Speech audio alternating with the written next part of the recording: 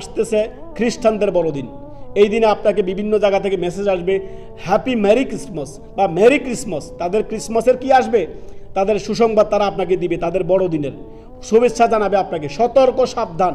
আপনি সতর্ক হবেন, আপনার বন্ধু বান্ধবকে সতর্ক করবেন, এবং কি সর্বদাই মুসলিমদেরকে আপনি জানিয়ে দিবেন যে কোনো মুসলিমের জন্য কখনোই বৈধ নয়, কখনোই বৈধ নয় যে খ্রিস্টানদের এই ত্রিত্ববাদের ধর্ম, তিন ইলাহেতে যারা বিশ্বাসী, তাদের এই ধর্মকর্মকে তারা উইশ করবে, তারা শুভেচ্ছা জানাবে। নাউযুবিল্লাহ, শিরক এবং কি কুফরের ধর্ম। প্রত্যেকে সতর্ক থাকবেন, নিজের নিজের জায়গা থেকে সবাই সমস্ত মুসলিমদেরকে জানিয়ে দিবেন যে আল্লাহ বলেছেন ওয়া ইলাহুকুম ইলাহু ওয়াহিদ, আমাদের রব হচ্ছে এক, ইলাহা এক, মাবুদ এক, আল্লাহ এক একক।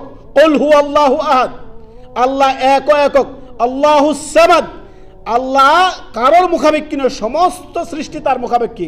লাম ইয়ালিদ ওয়ালাম ইউলাদ, আল্লাহ কারো জন্ম দেননি, কারো থেকে জন্ম নেননি। এই আয়াতে তাদের খণ্ডন।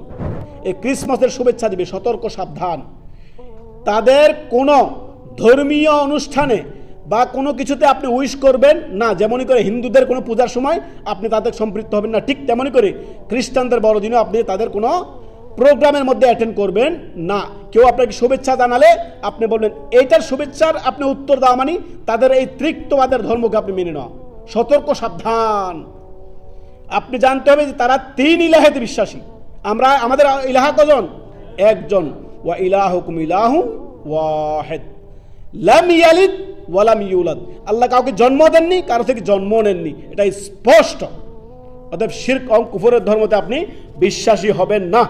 নবী সাল্লাল্লাহু আলাইহি সাল্লাম বলেছেন মান তাশাব্বাহা বিকওমিন ফাহুয়া মিনহুম, যদি আপনি তাদের সাথে তাদের ধর্মকর্ম করেন তাদেরই অন্তর্ভুক্ত হবেন।